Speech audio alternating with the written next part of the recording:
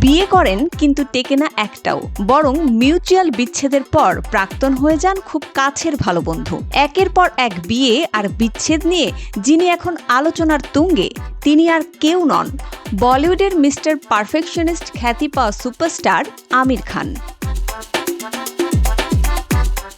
আমির খান এখন তার কাজের থেকেও বেশি আলোচিত ব্যক্তিগত জীবনের কারণে।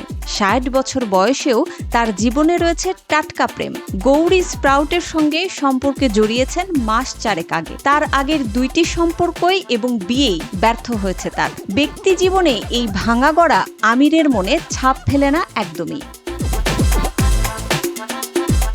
সিতারে জামিন পার এই ছবির প্রচারের সময় ব্যক্তিগত জীবন নিয়েও অকপটে কথা বলেন এই অভিনেতা। তিনি খুব সহজেই বললেন, বিবাহিত জীবনে সফল নাই হতে পারি, বিচ্ছেদে কিন্তু সফল আমি। প্রত্যেকবার শান্তিপূর্ণ বিচ্ছেদ ঘটিয়েছি।